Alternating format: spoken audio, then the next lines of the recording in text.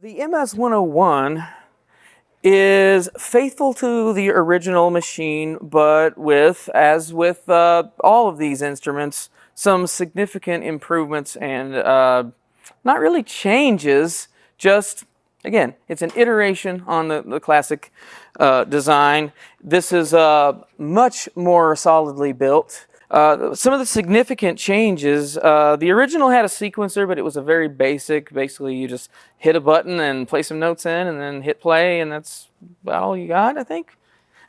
But now we have the full robust sequencer that you also find in the Odyssey and in a few of the other products that we're developing at this time. This sequencer allows you to store 8 banks of 8 sequences, and they can be up to 32 steps each. There is accent, there is a glide that's could be set per step. There's ratcheting. This is a very robust sequencer, but there is a bit of a learning curve with it.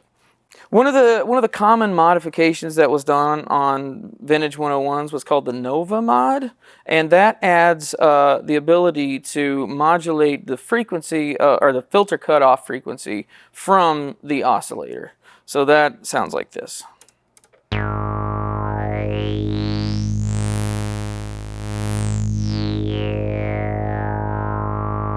That is no longer a modification, it is part of the unit.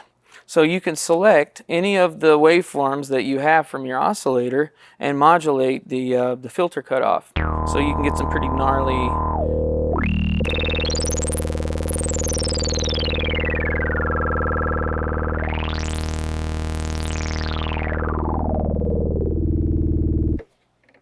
This keyboard is velocity sensitive, and so is the one on the Behringer Odyssey, but this actually gives you an output just for the velocity from the keys that you can then send to any sort of other synthesizer, or you can just plug it into the filter cutoff, and now you have velocity control of.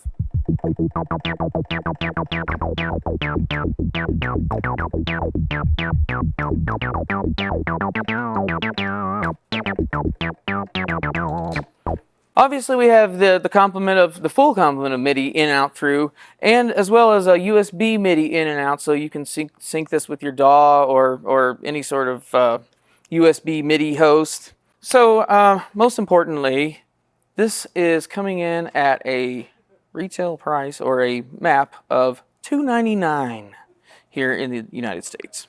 And it's better built than the original. It's better built than the original. Incredible value for the money. It's a great synthesizer for somebody who wants to get into synthesizers.